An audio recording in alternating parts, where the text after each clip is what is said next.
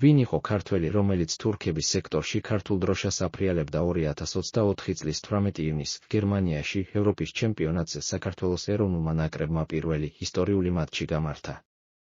ჩვენი გუნდი თურქეთს დაუპირისპირდა. მატჩი საბოლოოდ თურქების გამარჯვებით ანგარიშით 3-1 დასრულდა.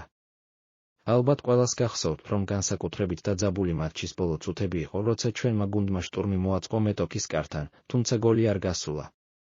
საქართველო-თურქეთის თამაშიდან სტადიონზე მყოფი ქართველი გულშემატკივრების არაერთი ამაღელებელი ფოტო გავრცელდა.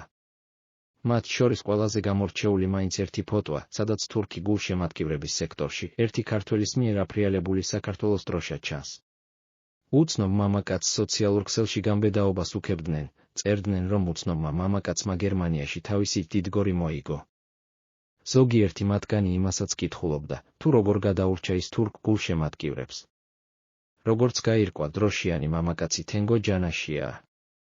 ის მატჩზე დასასწრებად მეუღლესთან ხათუნა დარჯანიასთან და ორვაჟთან ერთად საქართველოდან გერმანიაში ჩავიდა. არ ინერვიულობთ, კარგად ვართ, წერდა ხათუნა დარჯანია სოციალურ ქსელში და მეუღლის ფოტოს აქვეყნებს. დარჯანია ჯანაშიას ოჯახი თბილისში ცხოვრობს, უფროსი ვაჟი, გიორგი დარჯანია კომაროველია და ახლა გერმანიაში სწავლობს. ოჯახი მედიასთან საუბრისგან თავს იკავებს, თუმცა როგორც ოჯახის ახლობელმა მოგვიყვა, თენგო ჯანაშია და ხათუნა დარჯანია უმცროს შვილთან ერთად გერმანიაში ფეხბურთის მატჩზე დასასწრებად და უფროსი ვაჟის სანახავად ჩავიდნენ.